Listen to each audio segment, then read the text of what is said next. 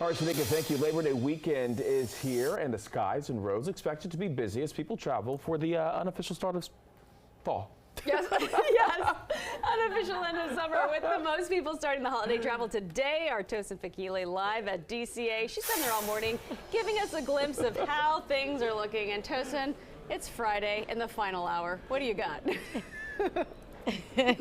Yeah, Corey, Corey said that because he's a fall guy. He loves fall weather, and I love fall weather, so I completely understand it. Hey, guys, good morning. Rush hour at the airport is over. So if you're about to head to the airport, the good news is TSA lines almost non-existent. Your wait time will probably maybe a minute to two, but all morning we've seen the pre-check and clear lines super busy, but they've been moving pretty quickly, and that is the good news. Hey, I can tell you guys, let's give you some stats. Holiday travel during this Labor Day weekend domestically, that's up 9%. The good news about it, though, the cost to travel this holiday weekend, officials say that's gone down 2%. TSA getting ready to screen a lot of people nationwide. How many? Well, to join me this morning talking about those numbers, I'm with Lisa. She is with TSA. Lisa, let's talk about how busy you guys have been. First, how many more people are you guys thinking you're going to scan through this holiday weekend? So today will be the busiest day of the holiday weekend, and here at Reagan National we'll probably screen maybe about 4,000 more people than we would on an average busy summer day. But basically, busy summer day, you want to get here early and you want to know before you go. And by that I mean know what is in your carry-on bag before you get to the checkpoint.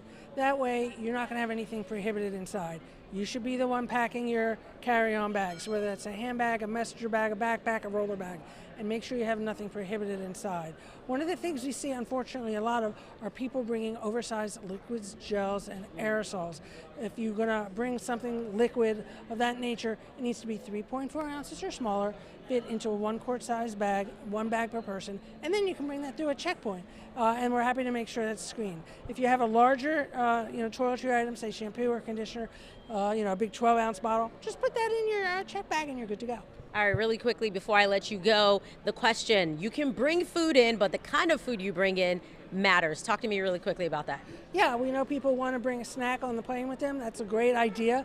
You want to make sure it's something solid. So for example, if you want to bring a peanut butter and jelly sandwich, that's fine. But you can't really bring a jar of peanut butter or a jar of jelly because that's a spreadable. So if you can spill it, spread it, spray it, pump it, or pour it, then it's considered a liquid gel or aerosol or paste. And then if it's large, it should go into your check bag. Say that 10 times fast. All right, Lisa, thank you. And hey, another fun fact for you before I let you guys know. Did you know the top 10 busiest times for TSA in its history, all of it has happened this year. So take that and run with it. All right, well, if you're going to come to the airport, remember, give yourself enough time. Although right now, things are looking pretty good. We're live at DCA. I'm Tosin Fakile. I'll send it back to you.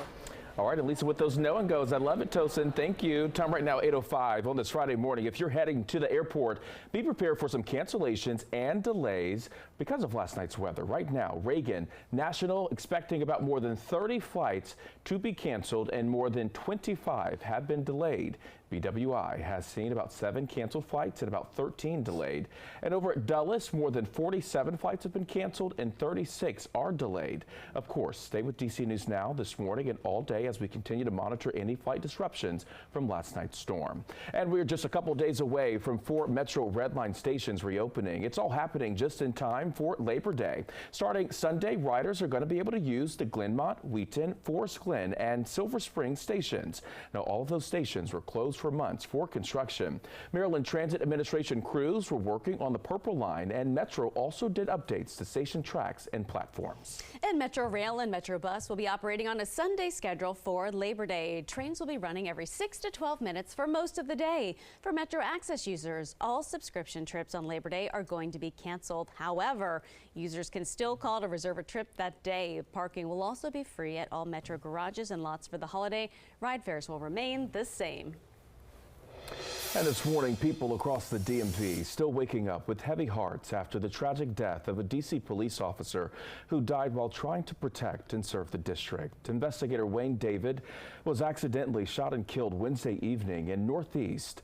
Officials say he was trying to grab a gun dropped into a storm drain by a suspect when that weapon went off.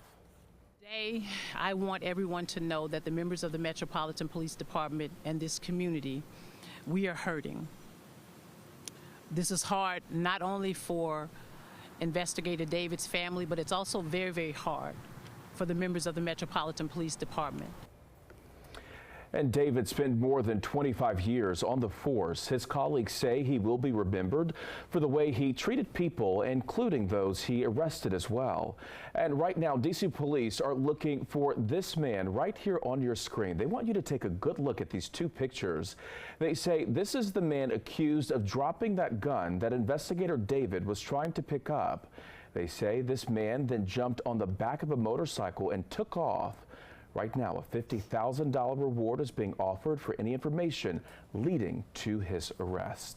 And Investigator David's death impacting so many people across the district. The D.C. native and father spent years devoting his time to getting hundreds of guns off the streets. It allowed him, as you can imagine, to make strong connections with people in the community. One man telling us their friendship changed how he views police. I put a face on that blue uniform.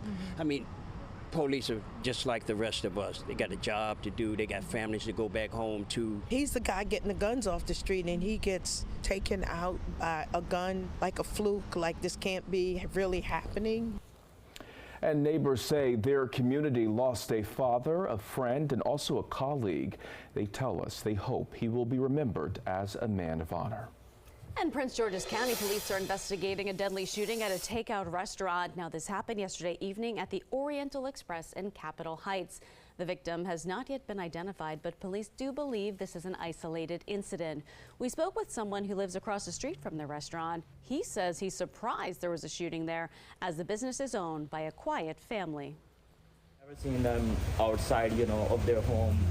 Because, I think they just work and go home, which is not good, for the community, people who live here, So I hope it gets better. And right now, police say they are working to interview witnesses, but they are working through language barriers as the witnesses only speak Mandarin.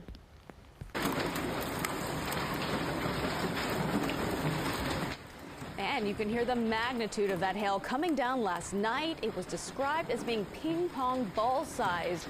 This video coming from a viewer in Boyds, Maryland in Montgomery County. The extreme weather impacting people from Montgomery County all the way to Manassas, Virginia. Look at this. You can see the lightning striking in the background.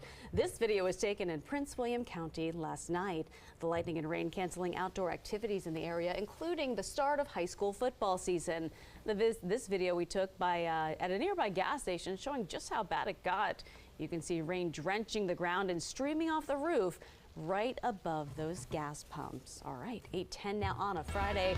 Traveling on Metro is about to get a lot easier for Labor Day. Yeah, the Red Line station's reopening after months of construction, plus healing heartbreak. After the break, we're going to help you come to terms with the breakup and this week's DMV dating. All right, but first we are taking a live look outside. Jackie, it's still pretty foggy out there. Yeah, we'll likely be dealing with that fog through at least 11 o'clock this morning. Then we're going to be looking at just mainly cloudy skies, chance for a stray shower or storm today. But tomorrow, we're looking at a better chance for some late day thunderstorms. More details and the timing of that. And look at the rest of that Labor Day weekend forecast right after the break.